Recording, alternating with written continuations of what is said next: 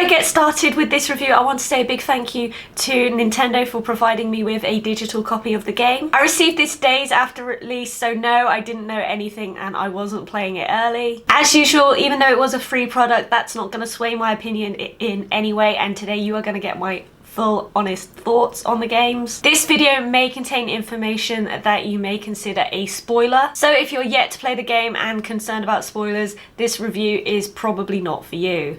There's a lot to cover with these games, so I'm going to try and make this as concise as possible. So that said, let's go on with the review. Pokemon Sword and Shield are the first main series Pokemon titles on the Nintendo Switch. Okay, fine, the first two was technically Let's Go Pikachu and Let's Go Eevee, but those were very different kinds of Pokemon games. They were really fun and had their place, but you know, these are Pokemon games that go back to the Pokemon style that we know and love. Oh yeah, I should... That's a really good idea. I'm gonna keep... No, Skull Bunny, no! I don't know why I didn't think to put the games there before I started recording, but they're there now. So yeah, Pokemon Sword and Shield are now out on the Nintendo Switch, but do they live up to the hype? Now, I can't go into this review without mentioning, before Sword and Shield were released, we really didn't know that much about them, compared to past Pokemon game releases anyway. The last main series Pokemon games seem to have constant news drops, and honestly, before the game's release, we knew most things about them. Seriously, why announce the Delta episode for Omega Ruby Alpha Sapphire with Deoxys before the game came out? Because can you imagine if we didn't know that and we're playing the game for the first time and we see Deoxys, and honestly, that would have just been mind-blowing. But no, we knew that before the game came out. I digress, sorry. Just feel really strongly about that. Going into these games, we only knew about 20 of the new Pokemon, as well as the new Dynamax feature, and pretty much nothing about the story. And I felt this really added more hype going into the release of these games. The thrill of going into a wild patch of grass for the first time, or seeing the Pokemon on the overworld, which is really cool by the way, and not knowing what it is, what type it is, being in a battle and it's like this person's about to send in such and such Pokemon, and it's like, I don't know what type that Pokemon is, so I'm just going to stick with the Pokemon I've got in right now and hope for the best. Honestly, I can't remember the last time I went into a Pokemon game completely blind like this, not knowing other than what Pokemon had officially announced, and just seeing all these new Pokemon for the first time, it just felt really good seeing them in game and not on a computer screen. So let's talk about the new Pokemon. There's about 80 new Pokemon, with 13 reimagined as Galar forms, and the Pokedex is 400 in total. Okay, yes, let's address the Kuparaja in the room. The national Pokedex situation had a lot of people upset, and I get it. And with Sword and Shield, only 2-3 of my favourite Pokemon have made the cut into this game's Pokedex. I've finished the game now and I'd love to use a team of my favourite Pokemon, but they're just not in the game. So I just want to go on record again, because I feel like I've said this a million times in the last 6 months, I am not happy with this decision either. However, I understand why this has been done. I understand game development, I understand the synergy of the Pokemon franchise, and while I am disappointed, I respect the choice that they made here. I can't imagine it would have been an easy one. But does this really affect gameplay?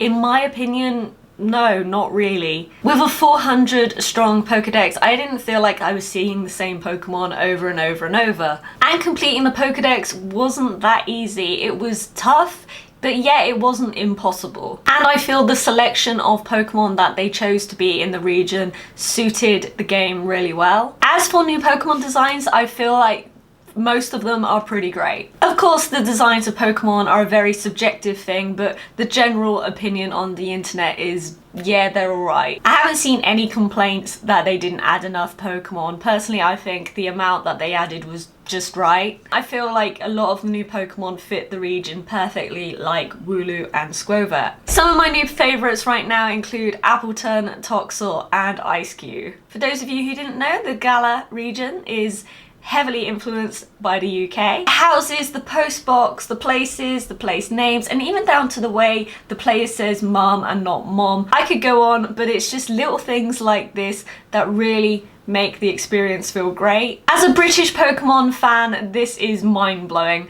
I'm not sure how French people felt about Kalos, but seeing a region that is very reminiscent of the real world that we live in, it just feels really great. Keeping the expectations of the Nintendo Switch in check, the Galar region feels like a Pokemon universe game. The style of animation, the look and the feel, it just all feels right. This isn't supposed to be a hyper-realistic looking game, it's a Pokemon game at the end of the day, and if it looked really realistic, it just wouldn't feel right. I'd rather a tree look less than ideal and more cartoony for them to work on other features of the game. Talking of other features, we have Pokemon Camp. In Pokemon Camp, you can set up a tent pretty much anywhere in the region and spend time with your Pokemon friends, play with and even cook curry. Providing how good your curry is, you can gain a bunch of benefits such as healing, experience gain, and even happiness. Before the game came out, I thought curry cooking would be more of a feature, with there being a full fleshed out curry dex so you can see what you need to make a good curry. While there is sort of a curry dex, this isn't really the case and it's more of a trial and error thing. Sure, you can look up online and see what you're supposed to do, but for the most part I feel it's just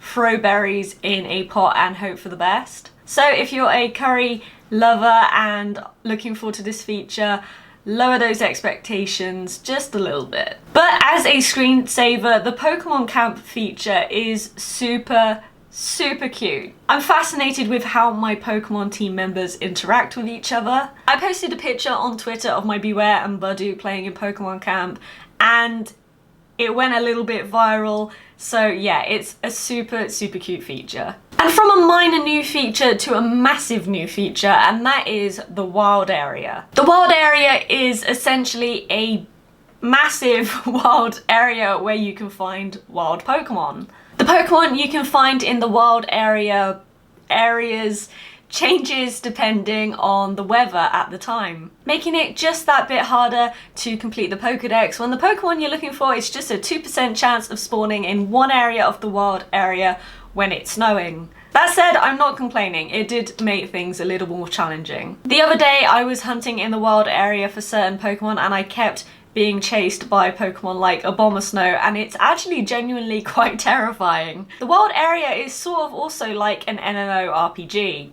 Kinda. If you connect to the internet in the wild area, which you will need a Nintendo Switch online subscription to do so, you can see players from all over the world in the wild area as well. Talking to them will usually get you an item such as an ingredient to make curry with. Sadly though, as much as it is cool to see people running around the wild area, that's all you can really do with them. I think it would be kind of cool if I could see my friends in the same wild area as me, but I guess that's just not how the online infrastructure for the wild area works. Also, as you can imagine, the Nintendo Switch does sometimes struggle when connected to the internet in the wild area. This can sometimes cause a little bit of lag, but in my experience, it's not a game-breaking experience. It's just a side effect of a system being online. I wanted to talk about the story in Pokemon Sword and Shield earlier in this review, but I couldn't find a good way to fit it in, so let's talk about the story.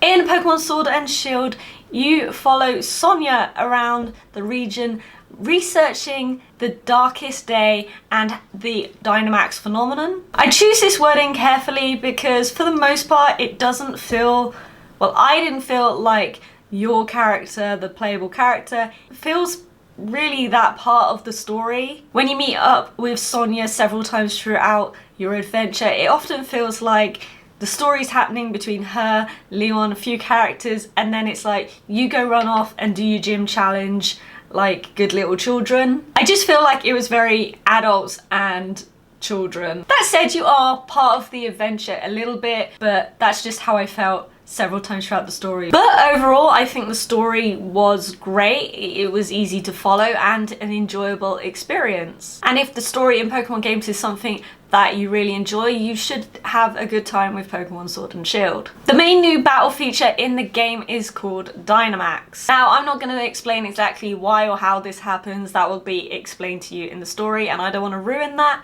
but it's essentially your Pokemon gets really big. For free moves in a battle, not only does your Pokemon get really big, it also gains a bit more health and gets stronger. Although keep in mind, you can't use Dynamax all the time, and Pokemon can only Dynamax in places such as gym stadiums. Some Pokemon can Gigantamax instead of Dynamax, which is essentially the same as Dynamaxing, but they look different as well. For example, Gigantamax Butterfree has really big wings, and it's quite visually different to a normal Butterfree. So kind of a bit like how Mega Evolution changed the way a Pokemon looked. Big Pokemon look kind of cool, but I didn't actually use the Dynamax feature all that much. And that said, you could only use it in gym battles anyway. I still took on a lot of gym leaders' Dynamax Pokemon with my non-Dynamax Pokemon and did a massive amount of damage. So it's really not as game breaking as some might think. Dynamax becomes more interesting, however, when doing raids in the wild area.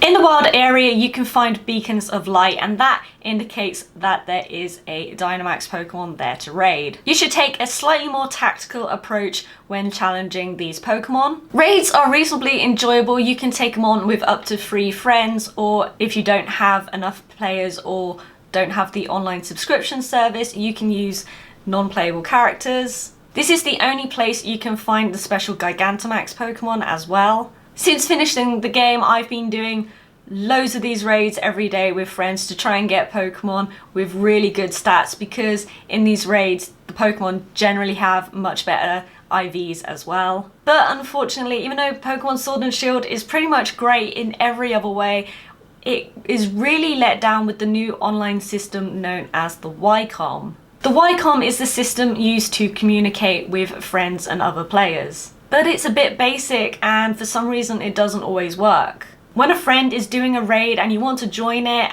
it doesn't always show up. I really appreciate the ability to set a link code password so that you can connect with people more easily. It's definitely less hassle than adding friend codes. However, I feel like sometimes the link code should have been a bit longer, because sometimes I have put a link code in trying to connect with someone else and connect with someone else using the same link code, which is very unlikely, but it can happen. I'm really happy with the Wonder Trade feature coming back under the name Surprise Trade. The difference is you can set a Pokemon up for trade and then go back to it later. Although at the same time, I feel this can be a bit time consuming and trades go really fast, so you might as well just stay on the same screen like it was on the Wonder Trade days. But overall, the YCOM is just kind of underwhelming. On the avatar screen, you have a selection of avatars you can choose, but none of them are your playable character.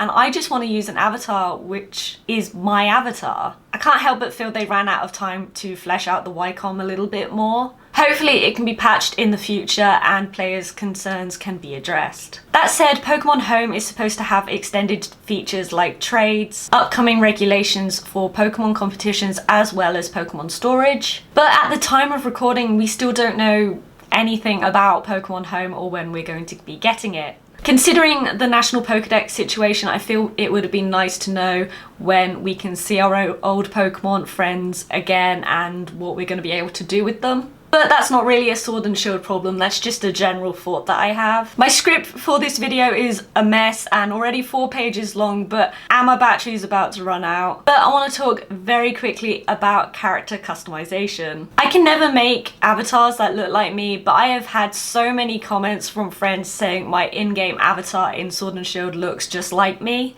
It's without doubt the best customization we have seen from a Pokemon game. While yes, it's not the Sims 4 level of customization and there is a long way to go, I do feel a little bit more connected with my in-game character. I think it's important because it definitely adds more immersion into the game when you see a character that looks like you. I'm not saying it's perfect, but it's still a lot better than it used to be. Oh, and you can make your own trainer card and collect other people's trainer cards, and I think mine is really cute. Okay, I think I've mentioned everything now, and my camera is on 1 bar of battery, so here are my final thoughts. I can't stop playing, and I'm not just saying that. I have forgotten to eat, I've forgotten to go to bed on time, and that's a big deal for me because I have a really short attention span with games, and yeah, I never play games for that long. My only real issue with the game is the YCOM being so basic, but it's not really something to get super angry about. Hand on heart, the YCOM being so basic is more of an issue for me though right now than not being able to play the game with